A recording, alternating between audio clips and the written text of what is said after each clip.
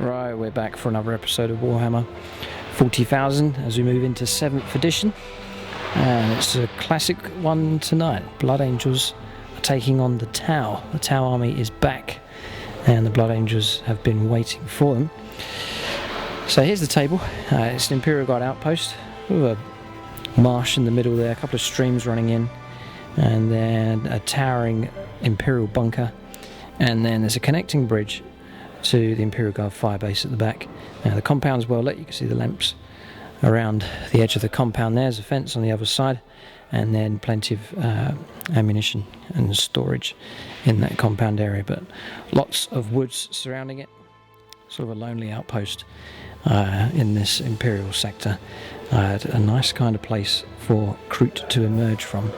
But it's Tau versus Blood Angels.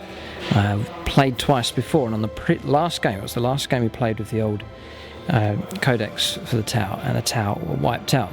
So, tense game this one, long awaited, and we really don't know how this game is going to go, but both forces, you can expect, are going to pile in and seek the utter destruction of each other.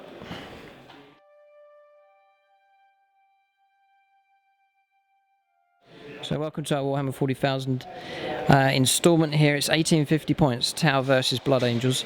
Tau have been out of the picture for a long time, and now they are back. The army's been revamped, the codex is new, and the army has been finished with some new additions to the force as well. So highly anticipated this game, and we're looking forward to it. Both forces, we reckon, are highly powered, and it's a game that we can't call. It could go either way. So for the Tau here, one commander, and he's got a cyclic iron blaster and a plasma rifle and iridium armor. So he's on 2 up save, toughness 5, and he's got 2 gun drones to protect him as well. And for elites, 2 units of XV8 Crisis battle suits. One at the back, there's the twin-linked fusion blasters and missile pods, and 2 drones protecting them, and the guy in the middle has been upgraded to a team leader. Second unit is armed with fusion blaster and plasma rifles, and 2 drones protecting that unit as well. 2 hammerheads. The hammerheads are back. They've been revamped and repainted. Disruption pods, just giving them that extra cover save and submunition and twin-linked smart missile systems. And then the hammerhead here has been upgraded to long strike, so we have a hammerhead ace in the force. Then coming across the back here, the XV88s are back. The rules have changed slightly for them with the weapons. This time we've given them 4 missile drones as protection, and they're armed with the heavy rail rifle and twin-linked plasma rifles. Then a unit of 10 Pathfinders, all armed with Markolites, no upgrades for them. And then for troops, 2 units of 12 Fire Warriors, no upgrades, just straight points for them. And then another HQ choice, the Ephral is back. And then the Kroot are back, 2 units of 12. And then with the spare points, we have gone for a Riptide. He had to be included in the force. He's never been used before in any of our games, so it's a debut for this unit. So there's the Tau force, a lot bigger than the Blood Angels, an army that's very well filled out, but will it be enough to stop the Blood Angel assault? We shall see. So we're going to go into deployment now for these 2 forces.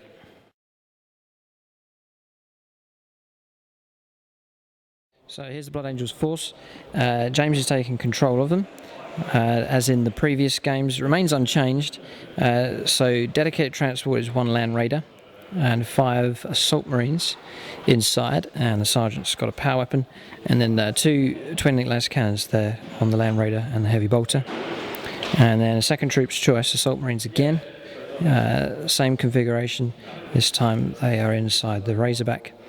And then the assault part of the force, 2 Storm Ravens, each of them's got twin-linked las cannons and multi-melters, and then the blood rockets as well. And in the first Storm Raven is the Death Company, 1 Thunder Hammer, 2 power weapons, and then 4 regular Death Company in there. And then the Reclusiarch is the army commander. Dark Grade's just 130 points. And then inside that Storm Raven as well, 1 Death Company Dreadnought.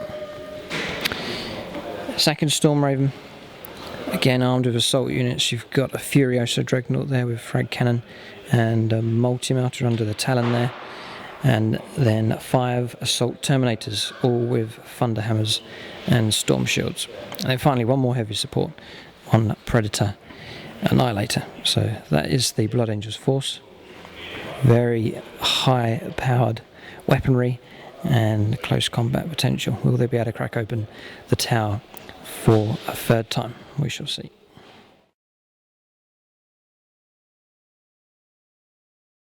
Right, so the scenario is the Emperor's Will. That means it's 1 objective each, it's worth 3 points. And the scenario or the deployment setup is Dawn of War. The Tau are going to be on this side of the table, setting up 12 inches in, so you can see the grey dice just running up the table there. That's their field of fire. It's quite, I mean, through the woods, it's quite open terrain here. There's not too many buildings to hide behind in each other's deployment zones. You've got the Imperial Guard complex in the middle there, but other than that, there's not too much. So the Tau gun line's got a challenge. And coming around this side, 12 inches in, is the deployment for the Blood Angels, just running up along the dice just there. And then for objectives, quite bold from the Blood Angels, James has put his objective just there at the side of the bunker. And then coming round for the Tau, we placed our objective first, and it's just at the edge of the bunker here. So it's going to be the centre of the table where it's all going to happen. So we'll have to see.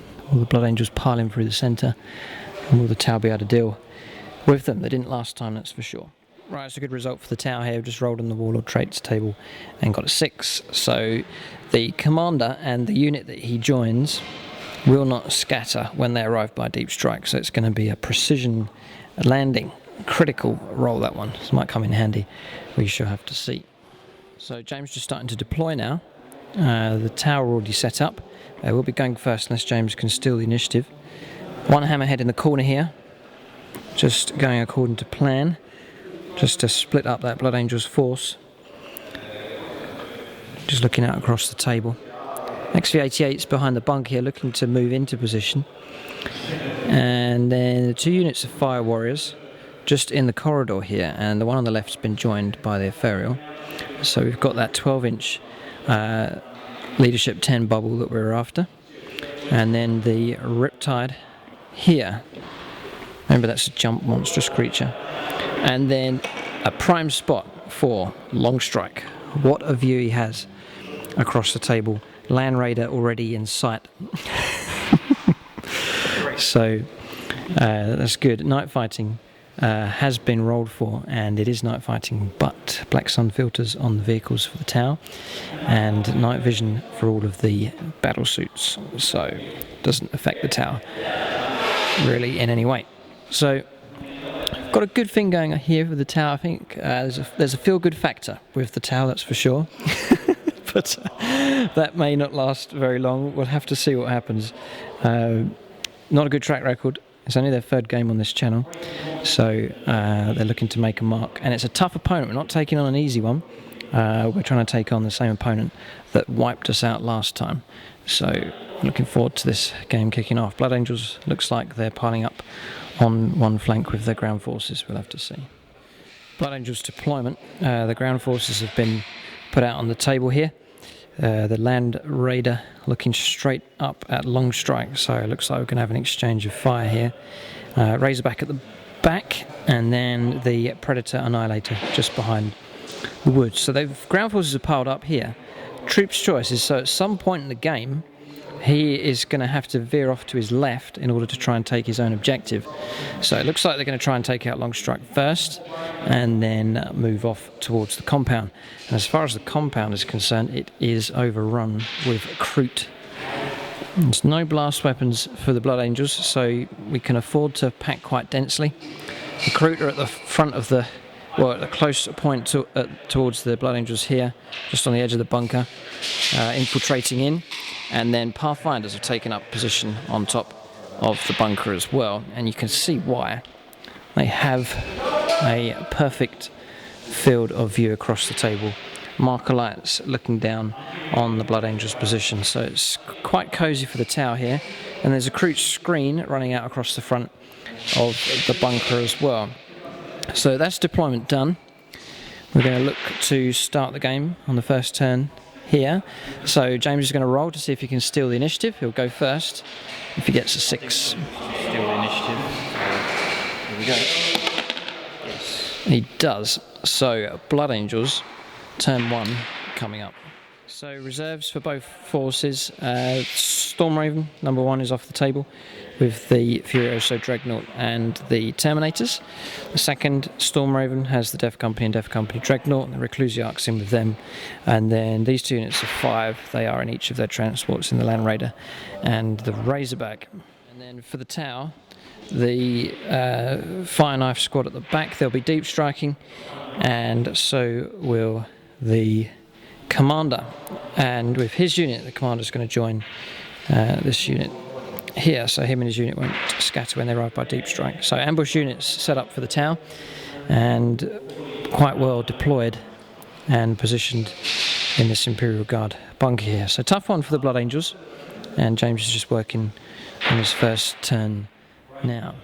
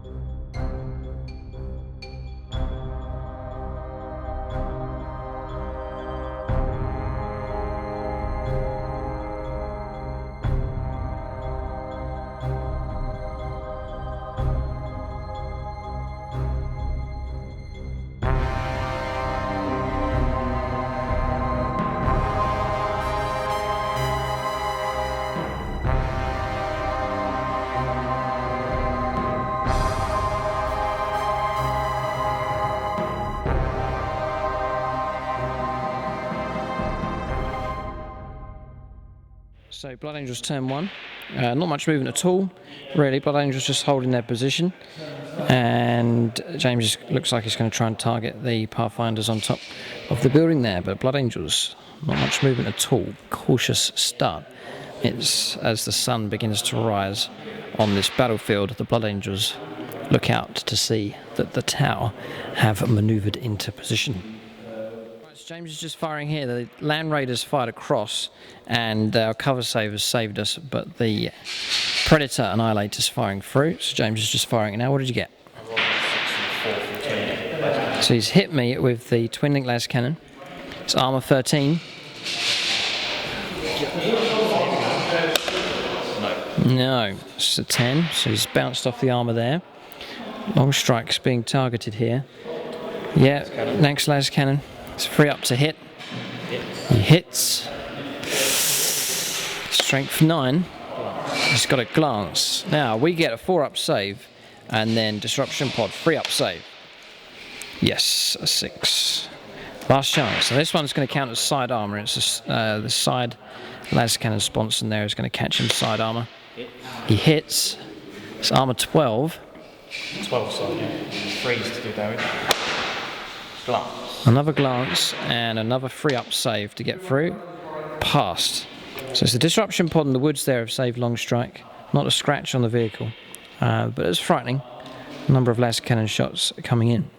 So he'll manoeuvre to try and counter-fire the Blood Angels on this next turn. But that's Blood Angels turn done. There's no psychic phases, no assaults, no combats. So that's Blood Angels turn 1 done. Going to move on to Tau turn 1 coming up.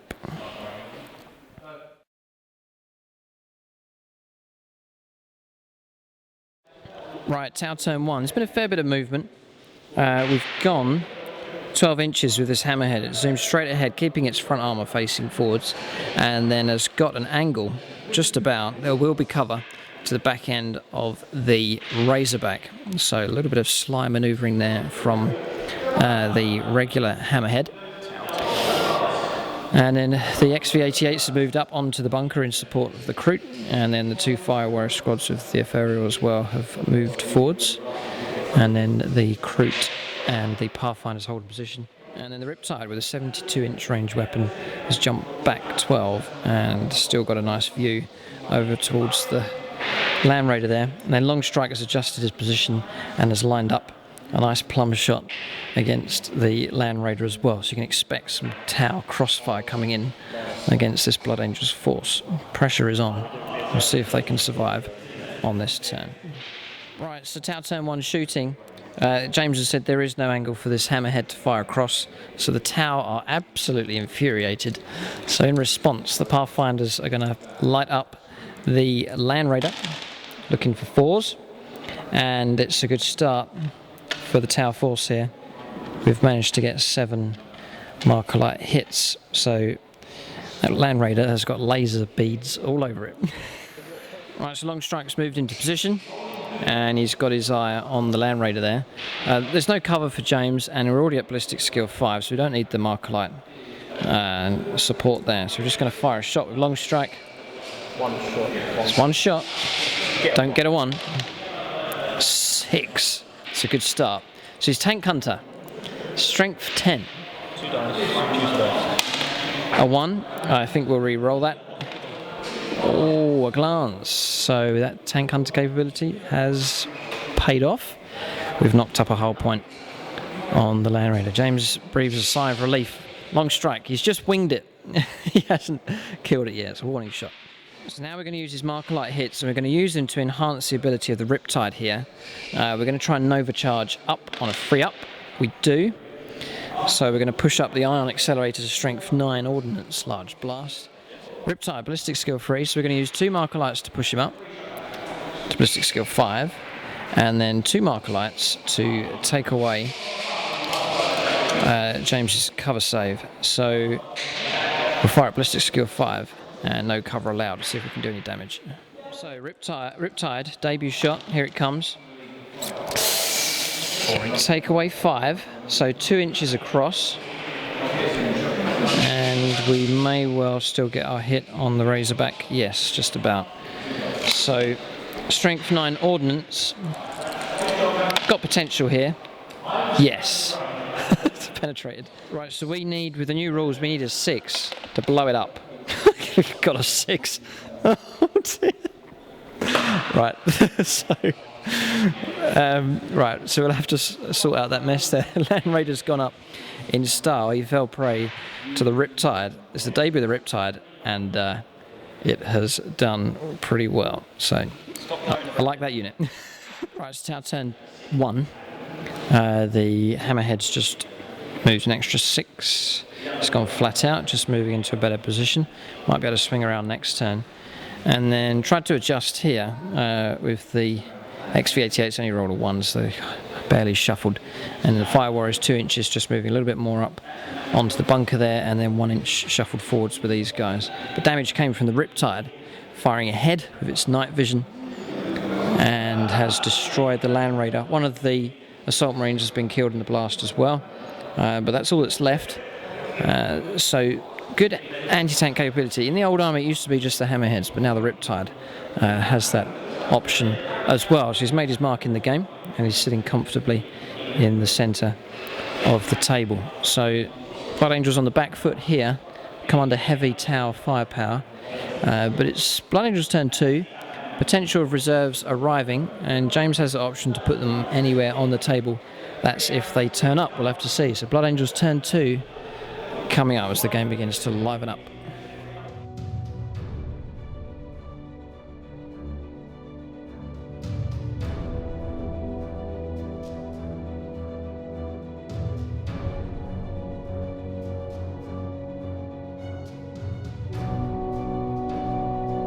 Well, the game is going to liven up. James has rolled on the reserves, and both of these flyers have turned up. So turn 2 is going to be lively. Really, this game we've got straight into the fighting. Most games that we play, it's really quiet on turn 1, but a lot of exchange of firepower, even though it's been night fighting. And now on turn 2, all of James's reserves have arrived, so you can expect this one to be a pivotal turn already in the early stages of this game. And it looks like James is after the hammerheads. Again, brings back memories of the previous game.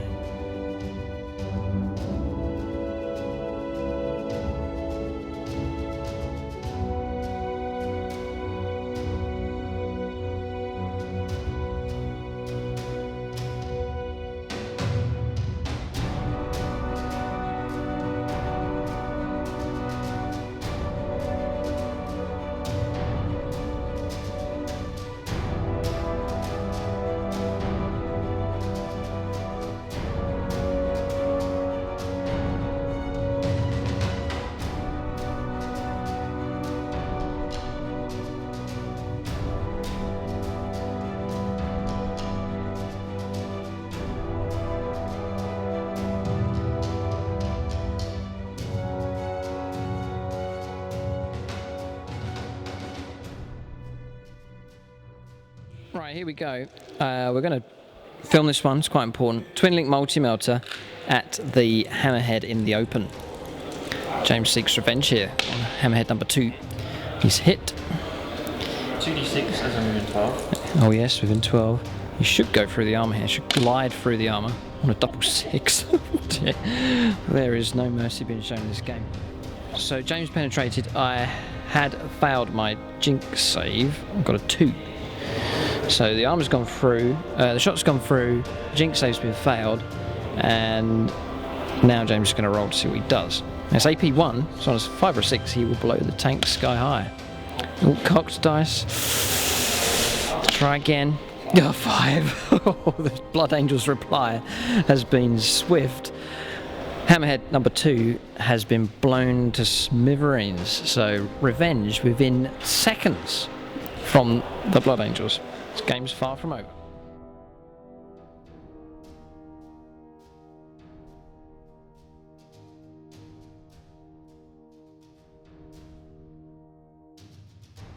Alright, here we go. The duel continues.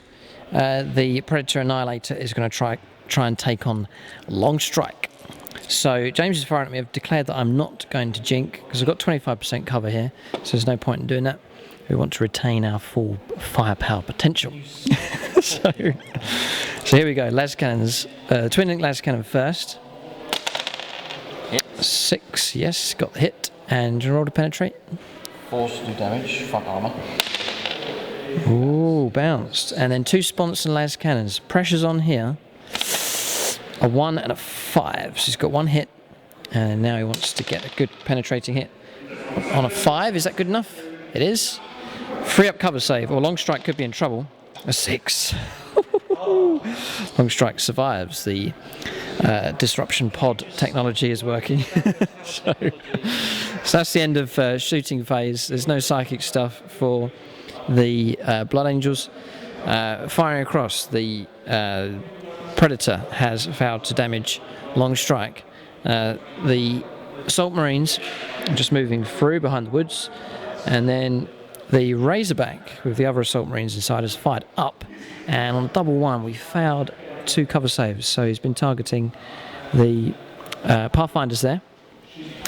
And then the Storm Raven, initially it was going to fire down here, but elected to fire through at the Riptide. We saved one of the wounds with our shield generator on a 5+, but he's dealt out 2 wounds there. Had to take a morale check and has passed on LD 10 from the Ethereal. And then across here we all saw what happened. Revenge from the Blood Angels, a satisfying kill for the Storm Raven. So that's the end of Blood Angels turn 2. Run moves have been done. There's no assaults, there's no combats. So Tau turn 2. Will the deep striking ambush arrive? How will the Tau deal with the 2 flyers heading straight for them? We shall see.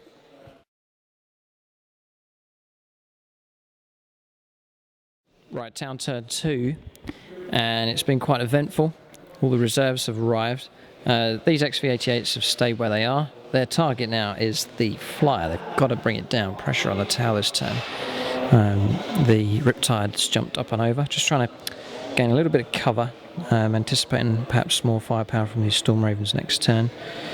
Long Strike is maintaining his position on the hillside to bring fire down onto the Blood Angels' position here. And then with no scatter, we precisely placed the commander and his unit on the flank of the Predator Annihilator here, so it's a classic Tau ambush on the flank.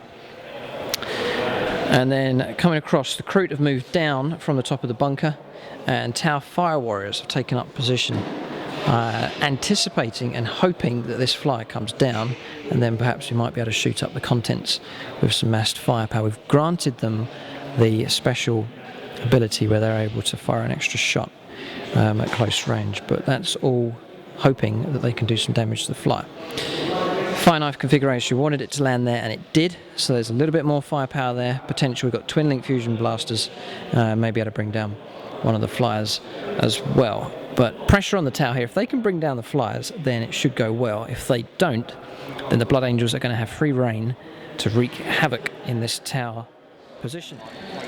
So the first thing we're going to do is marker lights. The Pathfinders on top are going to marker light up this flyer here. They need 6s, and we get none. Uh-oh, could be trouble. This is bringing back memories from the previous game. Fire Warriors have failed, so it's down to Tau firepower without marker light assistance. So let's fire the XV-88s. We've got to let rip with some firepower from these. Their only option is this flyer. So 3 shots at twin linked, needing 6s. Failed. Let's re-roll them and try and get 6s. Oh no. Uh-oh. Right, missile drones. 8 shots from the missile drones at strength 7. Need 6s. Oh. They have failed as well. Right, James is not going to jink, by the way, so he has declared that. So our only option left now is, now sweat's beginning to form on the brow of these Tau here as they realise there could be trouble. Right, the Fire Knife Squadron of Crisis battle suits. They are within 9 inches. Twin link fusion blasters. First one. Well, let's just roll 3 of them. Needing 6s. We've got one, and we're going to re-roll the 2 that missed. We've got another 6. And then we're just going to fire the missiles as well. 6 shots, needing 6s. Triple 6. I'm glad we landed that Crisis team there. So strengths, let's just roll these strength 7, see if we get anything. Rolled 2 6s and a 5. That's enough to bring it down. Yeah. Right, Storm Raven's in trouble. And we'll just roll these 2 rolls here. 8, 9, 10.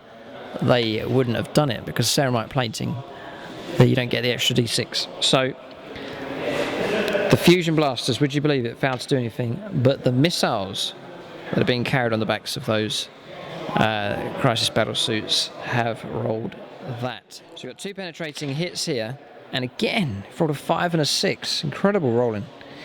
So it's hull points. It looks like that thing's coming down. Right, Tau turn 2, and it has been a real fire display here from the Tau. Frustrating stuff for the Blood Angels. So we fouled the damage here, but it was the Crisis team that came to the rescue, brought down the flyer, crashed over there, and the Dreadnought's taken 1 hull point, but will be in a position to charge on James's turn.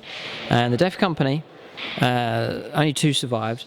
The Ecclesiarch was killed in the crash as well, and then fire from the Kroot and from the Fire Warriors destroyed the last of the Death Company. There's no one left, just the Dreadnought.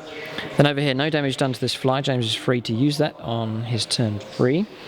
And the Riptide firing up, didn't overcharge this time and just killed 1 of the Assault Marines, and James passed his cover save for the Razorback there. And then just managed to wing the Predator with Long Strike. Got another hit glance. And then the Crisis team fired and destroyed the Predator and have backed off, just out of trouble there, harassing the ground forces of the Blood Angels on this side of the table. So nasty blows dealt out to the Blood Angels. The game has swung in favour of the Tau, but it's not quite over yet. You've still got the option here of the Flyer, and we'll see how it goes. But James has got to get to that objective, and he's got to somehow deny this one to the Tau as well. But it's still early in the game.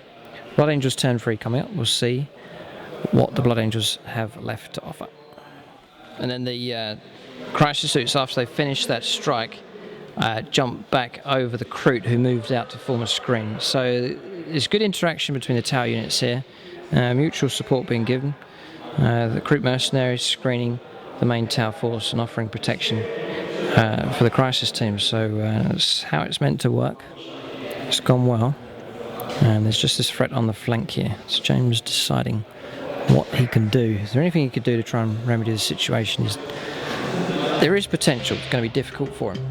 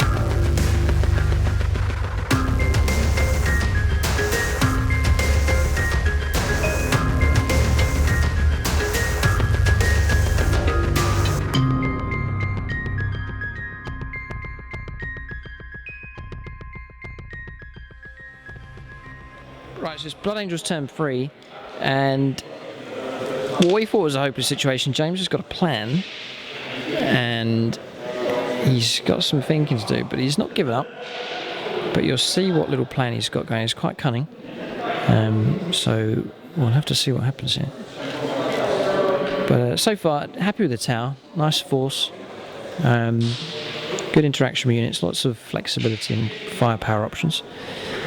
So it's going well. Even if we lose this one, I'll be happy with the account that the Tau given. Certainly better than last time. Good options here all over the table. And it's causing a nightmare for the Blood Angels. We'll have to see how he does. Right, Blood Angels turn 3.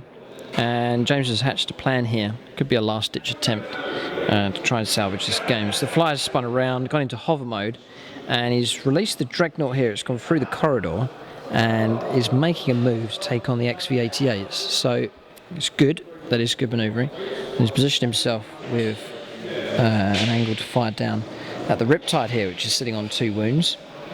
Then coming around, James is going to try and get away from these Crisis suits. His little squad's moving through the woods there, and then the Razorback's making its way to the objective, and then the Death Company Dreadnought is heading off towards the Kroot. It's going to dice up some chicken, and then the Thunderhammer squad here, Assault Terminators, is deployed within an inch of the Kroot screen. I think James has got a plan to try and draw off the Kroot screen, either charging them with the Dreadnought here or with the Thunderhammers. Once it's cleared, then the other unit will be spared to charge into the battle suits. So good potential here to dish out some damage. Right, so Blood Angels turn 3 shooting. The Razorbacks shifted out, fired across, and took out a couple of took out a drone on the Crisis team, and then the squad behind is run 5 inches as well. Just trying to get away from that elite squad there and trying to move on towards the objective. And then coming across, quite effective. Firepower coming in from the Furioso Dreadnought. That template weapon has knocked out a drone and one of the XV-88s. And then the Def Company Dreadnought, a couple of hits coming through the Kroot and hitting the XV-8 squad as well. So they've actually lost one of the models and one of the drones, and there's a wound as well. Everything's past morale, so that leadership 10 bubble has saved the day. Because these guys rolled a 10 on the leadership, so thanks to the Ethereal, they're still there. And the flyer firing forwards has failed to do any damage on the Riptide, just getting that cover save, managed to save that one. So potential here for the Blood Angels, a critical assault phase now. Let's see how James does, see if his little plan pulls off, and he can bring himself back into the picture in this game.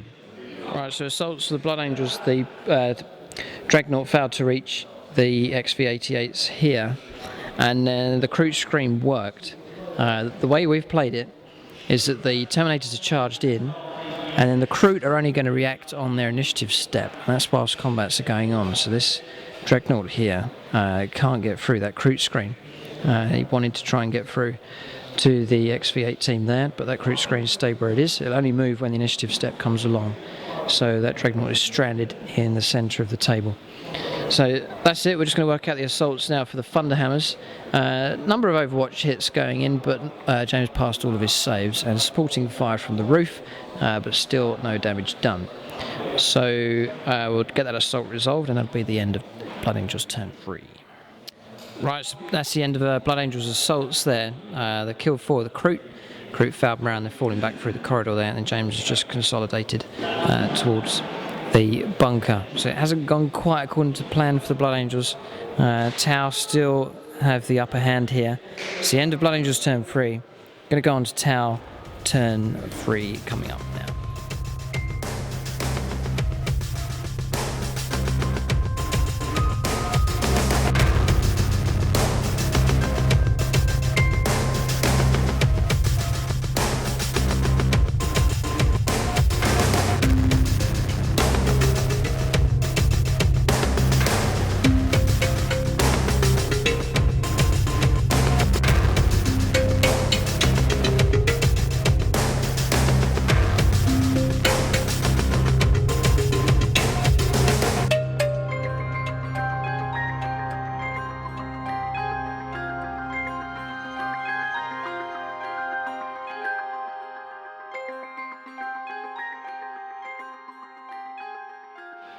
XV-88s have just backed off a bit. Just trying to get a clear shot now at the hovering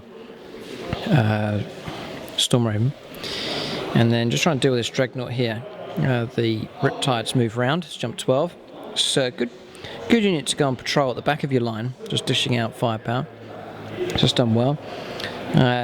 Long Strike survived now, and he's moving down the hillside with a shot up at the flyer in the distance. Tau with an opportunity now to close in for the kill with the Blood Angels. And then this squad moves 6 down. You're on the chase, hunting down last of the Blood Angels that are fleeing from the burning wrecks on the right hand flank. And then the Crisis Battlesuits jumped over 6, and they're in a position in the middle here to shoot either at the flyer or to turn around and shoot at the Dreadnought. The Kroot have rallied, the other Kroot holding their position on top of the bunker. Marker lights ready to fire down, and then there is the Tower gun line ready to let rip at those Terminators. We'll see if we can let off such a volley of firepower that it brings them down just through sheer weight of numbers. Now we've elected to for the ability to get the extra shot, so you can expect a high volume of firepower coming through at those Blood Angels Terminators. So that's the Tower movement done. Move on to shooting now for the Tower on turn 3. Right, Tower turn 3 shooting. There's no combats here, so we've done the assault moves as well with the jetpacks. So the Hammerhead Ace, Long Strike, just firing down through the gap here and has caused a glancing hit on the Razorback. He's only winged people in this game, he hasn't actually destroyed any targets. Then coming across here, swift moving from The battle suits, they didn't fire, so they ran and then used their jetpacks. So they're catching up fast with the Blood Angels, who are desperately trying to run towards the bunker there and fulfill their mission. And then coming around here, the gun line erupted, and firepower from these two Fire Warrior squads destroyed the Terminators. They have gone, 4 Terminators brought down under a hail of fire. And then the Crisis teams managed to get 1 hull point on the Dreadnought, and then have fallen back 7 inches with their jetpack moves. Marker light hits coming down lit up the Storm Raven in hover mode, and firepower from the XV-88s on top and the missile drones has brought down the flyers, wrecked, stripping away the hull points. So pretty effective firepower from the Tau there. They are definitely dominating this game. And then an immobilised Nova charge here with the Ion Accelerator and causing a penetrating hit. Immobilised result and hull point on that Dreadnought, so he is stuck. So Blood Angel options have been cut down. Just the Death Company Dreadnought stands defiant in the centre of the battlefield, and it's going to seek revenge, no doubt, on Blood Angel's turn 4, but it doesn't look good.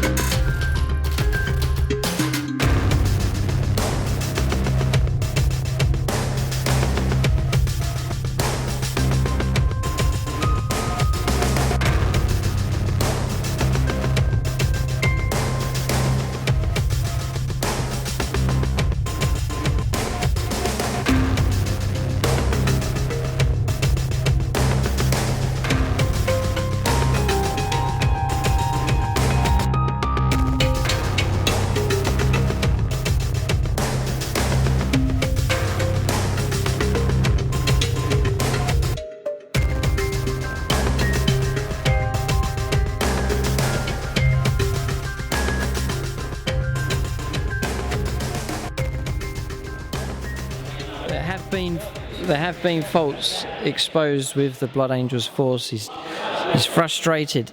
Now he knows how it feels for the Tau. The last time the game was played, we could be looking at a potential wipeout here for the Tau. It would be a perfect revenge for them from the last game. So movement for the Blood Angels. The Death Company Dreadnought has thrown itself in to the fray in defiance of that Tau position. He's moving in. The other Dreadnought is stuck, and around the other side the Razorback and the last of that squad are moving in. Looks like they've disembarked as well. So James is sitting on his objective. As to how long they can survive on there, we will have to see. There's a lot of Tau with a lot of angles on this table. So we're going to move on now to Blood Angels shooting on turn 4. So Blood Angels shooting on turn 4. Furiosa's fired up. Load of wounds, 1 rend, 1 drone killed, and then we save the rest with that 2-up save on the XV-88s. And then the Dreadnoughts ready to charge in. And then coming around the other side, the Marines, 6 inches they rolled. The guys running up from behind the Razorbacks, they've moved up to here. So they're crowding the objective. And then the other unit fired their pistols through and have killed 4 of the Kroot, but the Kroot passed morale on leadership 10. So pretty good firepower coming out from what's left of the Blood Angels. We're going to do assaults now. Just got 1 assault with that Dreadnought, and then that will be Blood Angels turn 4 finished. Not much left on the table for them. So the assault's failed to go in there. James got a 5 in the end. He's failed to reach the Fire Warriors on top. So the Dreadnought sits there again. It's stumbled and fallen and has failed to reach its target, which is a shame. That marks the end of Blood Angels turn 4. So it'll be Tau turn 4. So all we've got left on the table for the Blood Angels is 1 immobilised Furioso Dreadnought, 1 Death Company Dreadnought stuck out in the middle there, and just the remnants of the assault squads there. 1 squad of 5 that's got out the Razorback, and then a squad of 3. That is all that's left of this Blood Angels force. The flyers have been brought down, the assault units have been destroyed, the leader has been killed, and now the Tau sense victory and move in for the kill.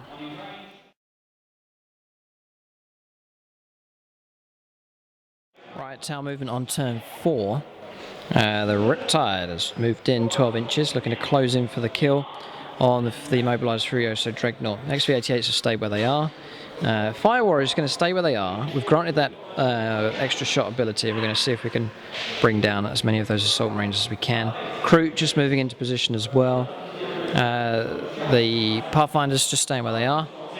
And then the XV-8 squad, Crisis teams, move down and around, trying to take out the Dreadnought. And then Long Strikes come down from the hill. He's got a view through to that Blood Angel position as well. And then coming around, the jetpacks have moved up and over 6 inches as well. So multiple Tau units converging on the last of the Blood Angels here. We'll see how we do on the shooting phase and perhaps go for a potential wipeout on turn 4. Right, so Tau turn 4, and it's a tale of woe. The Crisis team, with Markalite assistance, destroyed the Death Company Dreadnought, and then the Riptide Nova charged and destroyed the Furioso Dreadnought. So that wiped out Blood Angel presence in this area of the table. And then coming around, submunition rounds from Long Strike and firing coming down from the Fire Warriors on top of the bunker, and the Kroot with the all getting 3 shots each, so a whole load of them with a special ability from the aerial. Almost wiped out the Marines, and then the jetpack squad firing from back here easily destroyed the Razorback, and then have moved up with their jetpack moves. On the table is left one Blood Angels Assault Marine on his own. That is the last of the Blood Angels presence on the table. James has survived turn 4 by a whisker, so there's no assaults. James has decided he wants to continue into turn 5.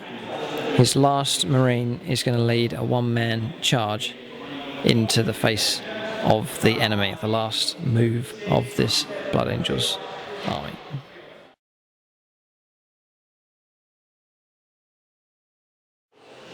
Right, Blood Angels turn 5. It's a quick one. The Assault Marines move through the bunker and has now charged. The lone Assault Marine has charged into the Kroot.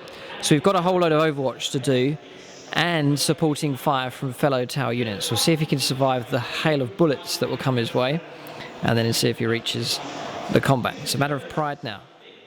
So we've worked it out here. 2 Kroot downstairs are going to fire. That's the unit that's been charged. And then supporting fire. And then, so that's 4 shots. And then supporting fire from this Fire Warrior squad, which is within 6 inches. And the figures that can actually see that Assault Marine as he charges in, we total it up, rapid fire, will be 12 shots. So we'll do the Kroot. They need 6s, they've failed. So can the Fire Warriors bring him down? 6s they need, a lone 6, a 3 to wound, got the 3, on a 1 or a 2 the game is over. or James gloriously charges in. Yes. He got a 3, he's in. So the assault goes on. So James has grenades, and he's a higher initiative, so he's going to get his assaults in. He's got 3 attacks. We're weapon skill 4. He's weapon skill 4, so he forced to hit and he's failed.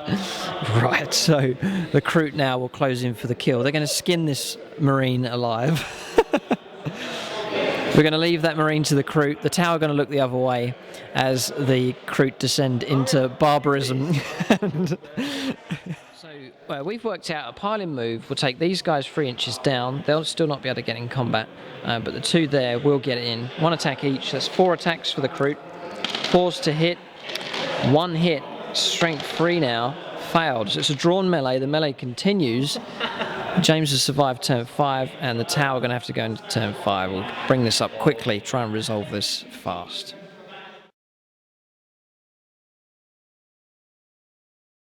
Right, so Tau movement on turn 5. The Commander's Crisis team has moved up and over. The Razorback, they're looking to close in for combat. Kroot squad's moving in, and that's about it. We've left the rest of the army. Just the Fire Warriors moving out to claim the objective there at the back, just to gain some more objective points. So This is it, the last Marine. He's in there somewhere. We're just going to do assaults now to see if we can make it in. So here's the combat. James has slain one of the Kroot. We've now got the Crisis team. They made it into combat. The second Kroot unit made it into combat. And then this Kroot made it into combat as well. So we'll see if we can do it. James has done his attacks. The 4 Kroot charging in. That's 8 attacks, 4s to hit. And we've got some good hits there. 5 hits, 5s to wound, 1 save. 6, so the first Kroot unit has been dealt with. And then the other Kroot, 1, 2, 3, 4, 5, 6, 7, 8, 9, 10, 11. They didn't charge, they just get a flat 11 attacks. There. James could survive this. 4s, only 2 hits that time, and no wounds. So James has survived all of the assaults from the Kroot, would you believe? So Crisis battle suits charging in now. They get 3 attacks each. We'll resolve them. Now the big Crisis suits are charging in. They need 4s. Then they need freeze, 1 save. Will he be killed by a Crisis battle suit? No! Yes, he was. So that's it. Game over. The last Marine falls. It is over. So James is holding his head. He's it's bitter medicine for him, but the Tau have prevailed, and they've done it in style in this game. Revenge is sweet. They have returned, and they've got a wipeout. It's the perfect finish for them. Blood Angels vehicles burning, and craters just left on the table, and the last of the Marines, as heroic as they were, have now all been brought down and destroyed. The army came, but none will return alive. The Tau prevail, and the Kroot celebrate in primitive fashion as the last Marine is brought down. So we calculate victory points here. There's a lot. So James holds no objectives. It is an automatic win, but victory points for the Tau, they are within 3 inches of the objective, so that's 3 points there. They got line breaker. We moved the Crisis team out to within the deployment zone for James over there, so that's another point. Slay the Warlord we got as well, and then First Blood went to the Tau as well, so we make that 6 points to 0. It can only be described as a crushing victory for the Tau, and actually troops choice within 3 inches of James as well, so 9 victory points to 0. It can only be described as a humiliating defeat. Right, as a final blow here, James is saying you have to be level with this objective, so we'll make it 6-0, but regardless of the outcome, the Tau have prevailed, and they have made their comeback with style. So James was offered peace. He was offered to join the cause of the great. He was offered to join the cause of the greater good. He refused, and the Tau replied in typical fashion. The Blood Angels have been conquered, but no doubt they will return. So look out for the Tau in future games as they take on other opponents and seek supremacy in the galaxy. So thanks for watching this game, and tune in next time.